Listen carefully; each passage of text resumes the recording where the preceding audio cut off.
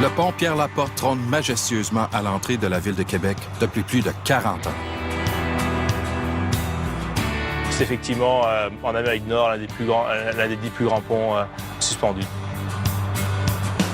C'est encore aujourd'hui un véritable petit bijou architectural et technologique. Ça reste quand même un ouvrage monumental. Ici, on parle d'un pont de 668 mètres, donc le défi technologique était de taille. Il est le plus grand pont suspendu au Canada, mais il fut surtout le premier pont construit entièrement par le génie québécois. C'est toute une performance à l'époque. C'était très ambitieux pour se lancer là-dedans.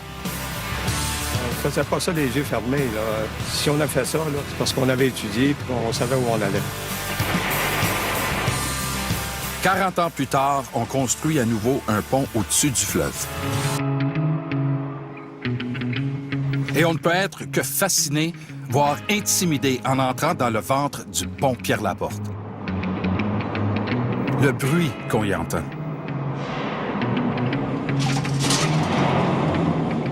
Après avoir pris le minuscule ascenseur qui vous mène à un point de vue à couper le souffle, juché à plus de 100 mètres au-dessus du fleuve, l'équivalent de 30 étages. C'était un défi de taille à l'époque de construire un pont de cette envergure-là. Mais l'histoire se souvient que notre apprentissage dans la construction de grands ponts s'est parfois réalisé au prix de grandes tragédies. Les ponts ont toujours été des structures où on essaie toujours de pousser plus loin la technologie, faire des prouesses techniques, toujours aller plus loin, plus haut. Donc, effectivement, la ligne est mince des fois entre une prouesse technique puis une tragédie. En 1907, le pont de Québec, un pont avec une longueur de travée jamais atteinte jusque-là, s'effondre avant même d'être achevé. À la fin de l'après-midi du 29 août 1907, à 5h31, 38 000 tonnes d'acier s'écroulent, entraînant la mort de 73 ouvriers. Le 11 septembre 1916, la travée centrale s'effondre en pleine opération de hissage, causant encore 13 pertes de vie. Au niveau de l'imaginaire collectif, quand on parle de tragédie, au niveau des ponts, c'est vraiment le pont de Québec qui revient toujours à l'esprit.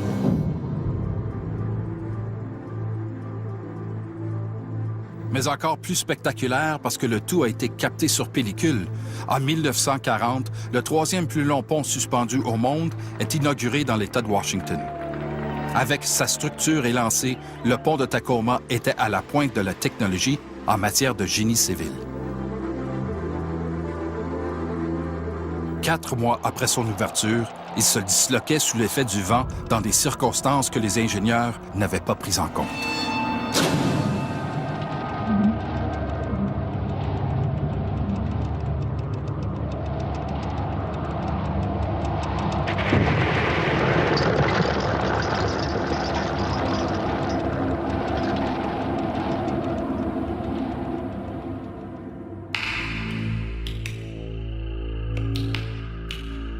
Enfin, plus récemment, le 1er août 2007, le pont routier enjambant le Mississippi à Minneapolis s'est effondré, entraînant dans la mort 13 personnes.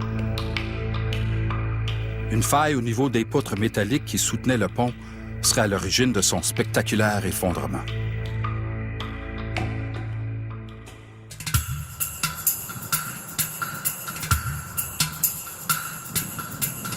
Les ponts occupent depuis toujours une importante place dans l'histoire des transports au pays.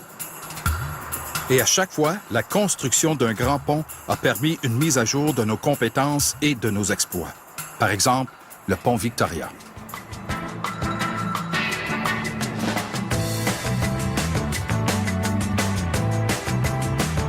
Il était considéré à l'époque comme une percée technologique majeure et il a été souvent qualifié de 8e merveille du monde moderne.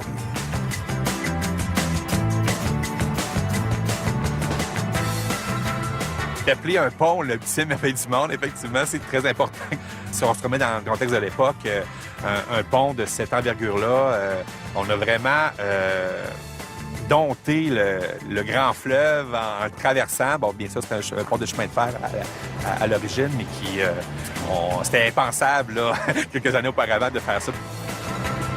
On avait un ouvrage comme par exemple le pont Pierre-Laporte. En fait, ce qu'on regardait, c'était est-ce qu'on a fait à peu près pareil ailleurs, et on essayait de répliquer un petit peu la même technologie. À chaque fois, on avait évidemment des améliorations, mais c'était toujours un petit peu la même technologie qu'on essayait de pousser un petit peu plus loin à chaque fois. L'expertise, on est un des endroits dans le monde au Québec où on a le plus d'expertise en ingénierie. On exporte nos grandes firmes, SNC, Lavalin, RSW, Dassault, c'est des firmes qui exportent le génie québécois.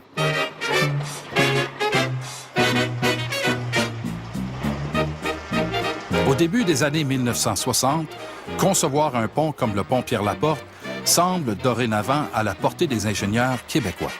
Le défi technologique du pont Pierre-Laporte était quand même d'être le pont suspendu le plus long au Canada et de beaucoup.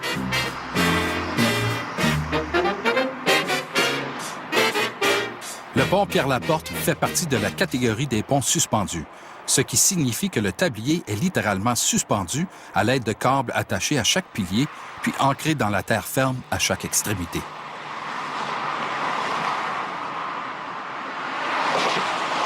D'ailleurs, au passage de la circulation ou par grand vent, on peut constater le déplacement du tablier qui bouge dans les joints qui se trouvent à ses extrémités.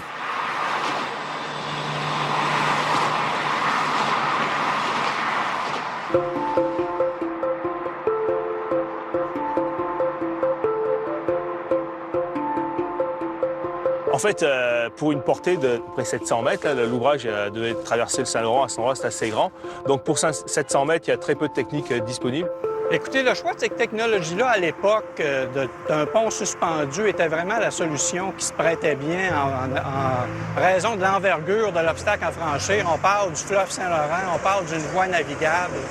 Et pour cette gamme de portées-là, à l'époque, la solution la plus économique, du point de vue technologique, c'était de vraiment faire un pont suspendu de cette envergure-là. La plupart, disons, des grands ponts suspendus de l'époque sont aux États-Unis et très peu de grands ponts suspendus sont à l'extérieur des États-Unis. Donc, quand le pont Pierre-Laporte était fini de construire en 1970, c'était l'un des plus grands ponts à l'extérieur des États-Unis et, étant donné que c'était un pont suspendu, c'est aussi un des plus grands ponts suspendus au monde. Donc, c'était vraiment un ouvrage, d'une part, au Québec, qui n'avait jamais eu ce type d'ouvrage qui était construit à cette échelle-là. Et pour la première fois, ce sont des ingénieurs québécois qui relèvent ce défi. Au début des années 60, le gouvernement du Québec décide de construire un nouveau pont dans la capitale. L'escarpement des deux rives, la grande profondeur du fleuve et l'importance du chenal ne laissent d'autre choix que d'opter pour une structure suspendue. À cette époque, c'était un pari technologique sans précédent. Disons, c'était quand même tout un exploit de pouvoir dimensionner, calculer des ouvrages pareils. Il y avait peu de moyens de calcul comme on les connaît maintenant. Les ordinateurs étaient encore à leur balbutiement.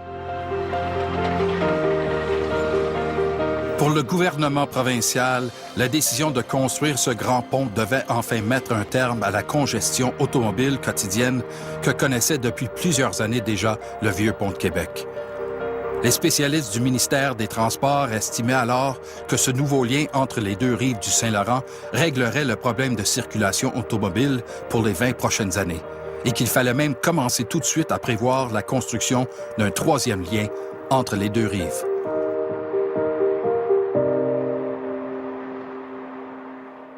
En fait, on est dans une période, les années 60-70, où la démographie explose, fin du baby-boom, on a des grandes ambitions. On disait même qu'à Québec, en l'an 2000, sur les projections de l'époque, ça serait une ville de plus d'1 million d'habitants. Avec les projections qu'on avait à l'époque, on pensait assez rapidement qu'on aurait besoin d'un nouveau pont, mais ces prévisions-là n'ont jamais abouti finalement. Dès sa construction et encore aujourd'hui, le pont Pierre-Laporte a un effet bénéfique pour les municipalités de la rive sud du Saint-Laurent. Au cours des 2 décennies qui ont suivi l'inauguration du pont, la population a presque doublé, passant de 60 à 110 000 habitants.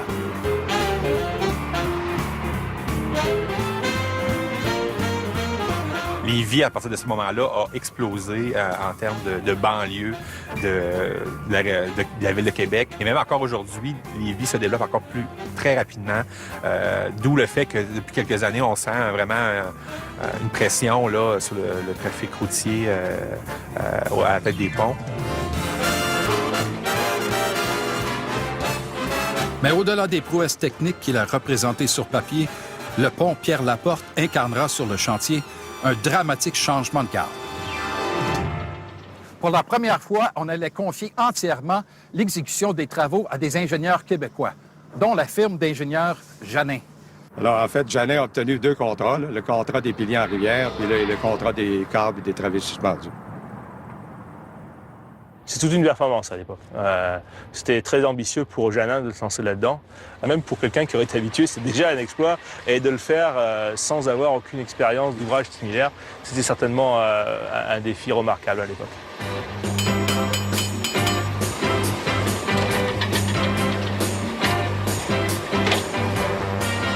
Le chantier s'amorce en avril 1965.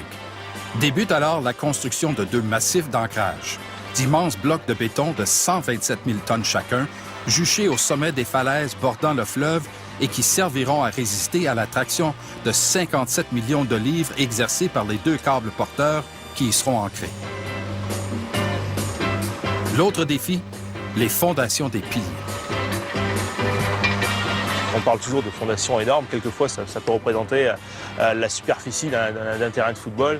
Donc, c'est quand même des grosses fondations. Hein. On parle de gros ouvrages qu'on fait évidemment dans une rivière. Maintenant, si on prend les piliers en rivière, là, le pilier de la Rive-Sud, là, ça s'appelle un caisson ouvert qui est descendu, en fait, dans le sol jusqu'au roc. 2 façons de faire ça, là, soit de faire un caisson puis d'essayer de le descendre. Nous, on a opté pour une façon différente, c'est qu'on a fait draguer le site là, jusqu'au niveau du roc. Puis ensuite, on a mis une digue autour. On a rempli ça avec du sable. Puis là, on est parti du niveau du sable avec le caisson pour le descendre. Le pilier de la Rive-Sud, si vous allez en bas des tours, vous avez 120 pieds à vous rendre dans le fond, là, l'équivalent d'un immeuble de 12 étages. Là.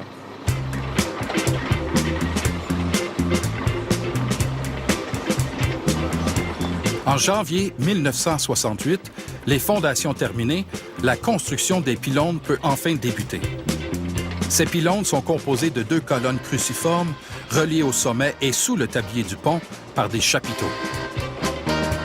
Tous les étages des colonnes ont été préassemblés en atelier puis montés sur place à l'aide de grues géantes. On ne parle pas d'un petit pylône, on parle de quelque chose qui faisait un 100-120 mètres de hauteur en acier, donc c'est des gros caissons de 4-5 mètres de largeur qu'il fallait assembler par morceaux, monter tranquillement comme un mécano, et qu'il fallait évidemment monter droit. Les 2 tours seront complétés le 21 novembre 1968. Le 7 avril suivant, on met en place les fameux câbles qui doivent supporter le tablier du pont. L'opération sera risquée et spectaculaire, mais surtout titanesque.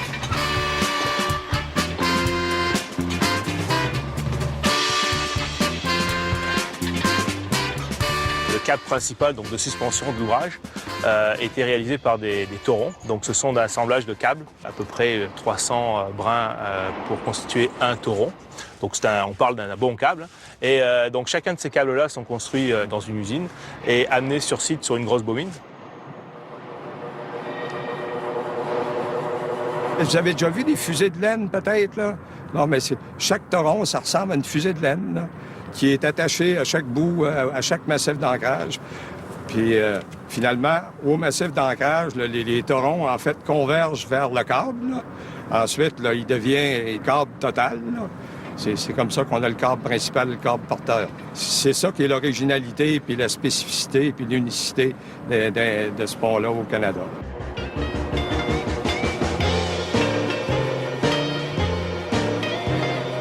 Ce qu'on fait ensuite, c'est qu'on déroule la bobine, c'est-à-dire qu'on met un câble d'un ancrage à l'autre, donc on passe tranquillement d'un côté à l'autre, avec des systèmes de poulies et des systèmes de tirage. On fait ça 37 fois d'affilée, puisqu'il y avait 37 torons par câble de suspension. Et puis évidemment 2 fois, puisqu'il y a 2 câbles de suspension.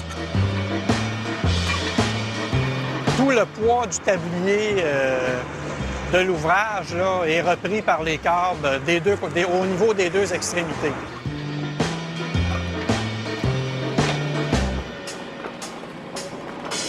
Mis bout à bout, ces fils d'acier sont si longs qu'ils peuvent entourer près des 3/4 de la Terre, soit plus de 28 000 kilomètres.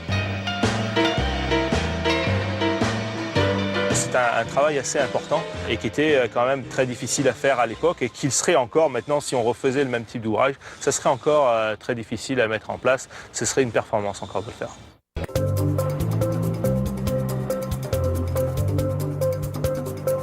Octobre 1969. La structure du pont Pierre-Laporte est maintenant prête à recevoir les premières sections métalliques du tablier. Chacune d'elles pèse 270 tonnes. Un jeu Lego pour géants. Ça, généralement, on l'amène par barge. Donc, c'est des gros morceaux, des gros segments d'acier. Donc, dans ce cas-là, c'était des treillis en acier, des très gros morceaux qu'on amenait au-dessous de l'ouvrage et qu'on levait en place sur la suspension principale. Et là, quand on arrivait au bon moment, les gens d'en haut envoyaient les palettes jusqu'en bas. Ils connectaient, puis ils grimpaient en haut, puis après ça, ils l'accrochaient au suspens. Puis ça s'est passé 27 fois là, pour la travée centrale parce que les travées de rive ont été montées, disons, selon une méthode conventionnelle, c'est-à-dire à partir du niveau du tablier. Et d'ailleurs, à ce moment-là, les gens avaient peur parce que le dernier levage, le dernier levage qu'il y avait eu juste à côté pour le pont de Québec, c'était soldé par la rupture de cette travée qu'on était en train de lever qui s'était écroulée dans le Saint-Laurent. Donc il y avait toute cette mythologie-là qui était là autour. On se disait, attention, il faut faire, on va espérer qu'il n'y ait pas de morceaux qui tombent dans le Saint-Laurent, et ça s'est très bien passé. Le dernier bloc sera installé le 19 mai 1970. Il faudra 3 mois pour installer les dalles de béton. En septembre, elles sont toutes en place. Alors qu'on s'apprête à mettre la première couche de bitume, un événement hors de l'ordinaire viendra perturber drastiquement le chantier. La crise d'octobre 1970. Voilà que le pont se retrouve, bien malgré lui, au centre d'une crise politique sans précédent, la crise d'octobre 1970.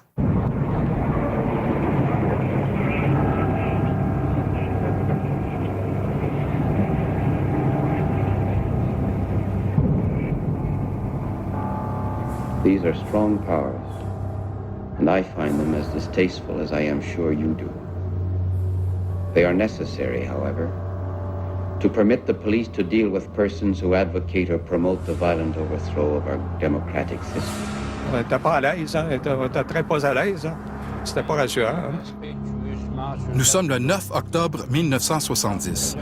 Cette journée-là, Pierre Laporte, ministre du Travail de l'époque, passe tout l'après-midi en compagnie de travailleurs et membres de la direction de Janin. Gérard Dufour y était. On l'a laissé là, à 5 heures de l'après-midi à toute fin pratique, M. Laporte. Puis le lendemain après-midi, il s'est fait enlever. Well, it was shock and consternation, I believe, that all Canadians have learnt of the death of Mr. Pierre Laporte.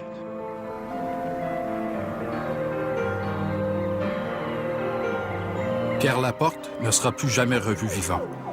Le chantier du nouveau pont de Québec se transformera en zone de guerre.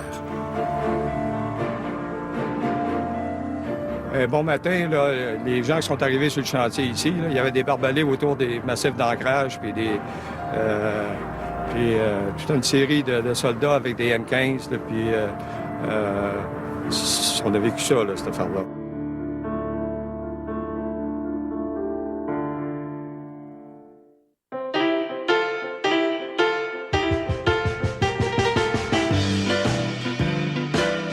Le 7 novembre 1970, le nouveau pont de Québec, rebaptisé pont Pierre-Laporte, est officiellement ouvert à la circulation au coût de 57 millions de dollars.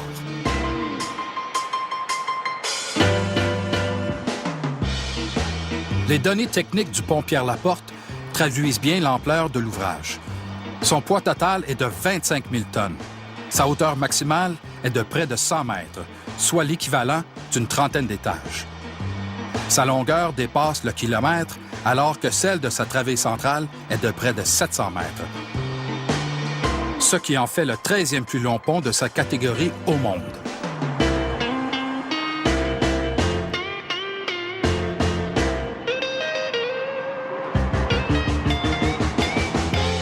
Afin de faciliter l'entretien du pont, on a aménagé des ascenseurs à l'intérieur de 2 des 4 pylônes. Le budget dédié à l'entretien du pont représente à lui seul près de 2 millions de dollars par année.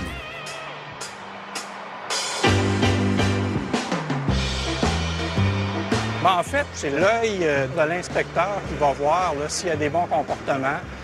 En inspectant le béton des chambres d'épanouissement d'ancrage, le comportement aussi de l'enveloppe du câble, les suspentes en acier également, c'est de façon visuelle, mais c'est une inspection doigt sur la pièce. C'est là qu'on peut détecter si vraiment il y a une anomalie. Au niveau également du comportement du tablier, c'est là qu'au niveau de l'inspection, si l'inspection est détaillée comme on l'a fait à tous les 2 ans, on va détecter si jamais il y a une anomalie ou des comportements qui ne sont pas prévus. Vous avez à côté, évidemment, tout le monde connaît le pont de Québec à côté du pont Pierre-Laporte, qui est la portée de type cantilever la plus longue au monde. Et vous avez à côté le pont Pierre-Laporte, qui est un pont suspendu qui a la portée la plus longue au Canada. Et puis, on peut voir dans les 2 cas l'évolution des technologies. En fait, passer d'un pont cantilever à un pont suspendu. Alors, c'est la technologie qui fait évoluer. La réalisation du pont Pierre-Laporte aurait été le fruit du génie québécois. Une première, mais certainement pas la dernière.